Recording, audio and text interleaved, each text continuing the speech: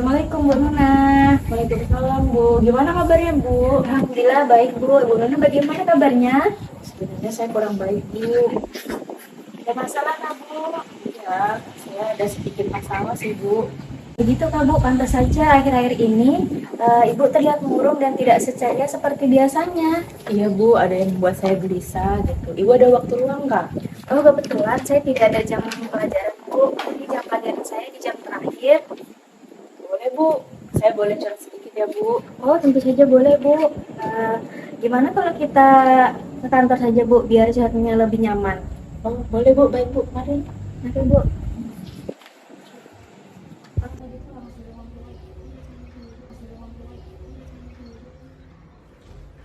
Jadi bagaimana Bu? Apa permasalahannya?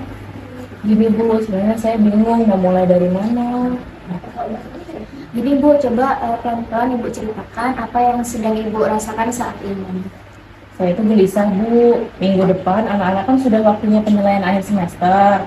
Tapi itu ada satu siswa yang jarang masuk sekolah. Saya khawatir deh dia nggak bisa ngikutin penilaian akhir semester nanti. Karena kan jarang masuk, otomatis dia pasti tidak memahami mata pelajaran yang sudah diajarkan Bu. Lalu menurut Ibu, pembicaraan kita hari ini tujuannya apa ya Bu? Saya pengen curhat sama Ibu supaya dapat solusi yang tepat dari permasalahan yang saya hadapi. Baik, silakan diceritakan saja Bu. Saya akan mendengarkan serta membantu semampu saya. Semoga dengan kita mengobrol dan berdiskusi seperti ini dapat memberikan solusi yang terbaik dari masalah yang sedang Ibu hadapi. Terus terang Bu, saya tuh gelisah dan kepikiran terus sama satu siswa yang jarang masuk sekolah ini. Nah, kalau seperti itu Bu, pasti ada sebabnya kan? Kira-kira apa yang membuat semampu saya? Semoga dengan kita mengobrol dan berdiskusi seperti ini dapat memberikan solusi yang terbaik dari masalah yang sedang Ibu hadapi. Terus terang Bu, saya tuh gelisah dan kepikiran terus sama satu siswa yang jarang masuk sekolah ini. Nah, kalau seperti itu Bu, pasti ada sebabnya kan? Kira-kira apa yang membuat siswa tersebut jarang masuk sekolah? Jadi gini Bu, siswa ini kan baru aja mengalami kecelakaan dan kondisinya itu cukup mengkhawatirkan. Ada luka di bagian kirinya, karena di kaki kirinya. Karena luka tersebut, jadi dia susah untuk berdiri dan berjalan. Selain itu, dia juga masih tetap rawat jalan dan bolak-balik rumah sakit untuk menjalani terapi agar bisa berjalan normal lagi. Jadi memang butuh waktu yang lama proses penyembuhannya, karena itu dia jadi jarang masuk. Oh, masalahnya seperti itu ya Bu. Semoga siswa tersebut lekas pulih ya Bu. Lalu sejauh ini bagaimana usaha Ibu untuk menangani masalah tersebut? Saya sudah pernah melakukan visit. Pada saat berkunjung ke rumah siswa tersebut, memang betul Bu, dia masih susah jalan dan berdiri gitu. Dia harus menggunakan tongkat untuk membantunya berdiri dan berjalan. Dan untuk kedua kalinya saya mengunjungi dia, ternyata kakinya masih kena infeksi Bu. Oleh sebab itu pengobatan yang dilakukan lebih rutin. Itu sebabnya dia jarang masuk sekolah, karena dia masih harus bolak-balik ke rumah sakit. Oh, seperti itu. Nah, kalau kondisinya seperti itu ya Bu, kira-kira bagaimana cara Ibu untuk mengatasinya Bu? Saya sih rencananya mau ketemu orang tuanya lagi Bu, untuk mencoba membicarakan masalah ini. Saya sih berharapnya dia bisa ke sekolah walaupun masih pakai tongkat. Seperti yang saya sampaikan di awal, saya khawatir sekaligus kasihan jika siswa ini terlalu lama tidak masuk akan tertinggal pelajaran Bu, dan dia tidak bisa mengerjakan soal penilaian akhir semester dengan maksimal. Tapi apakah dia bisa Bu mengikuti pelajaran jika kondisinya masih seperti itu? Waktu di dalam kelas, mungkin dia bisa mengikuti mata pelajaran.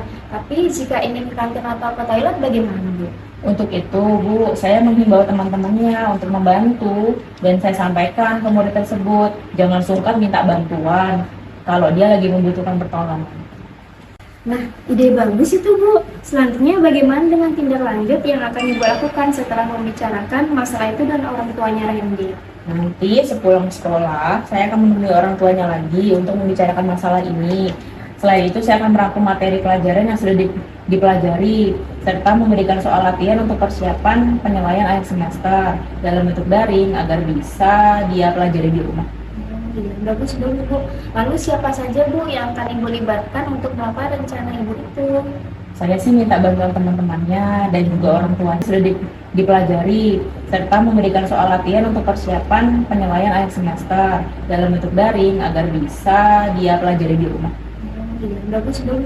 Lalu siapa saja Bu yang akan Ibu libatkan untuk melakukan rencana Ibu itu? Saya sih minta bantuan teman-temannya dan juga orang tuanya Bu untuk bekerja sama membantu belajar di rumah dalam mengerjakan soal latihan untuk penilaian aspek stadion.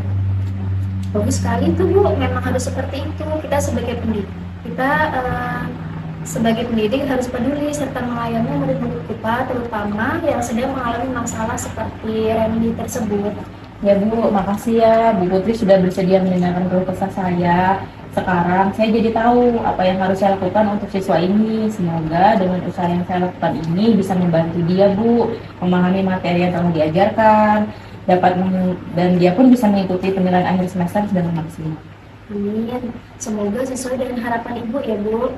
Tetap semangat ya Bu Nuna, jangan sungkan untuk curhat lagi apabila mengalami kendala yang seperti ini.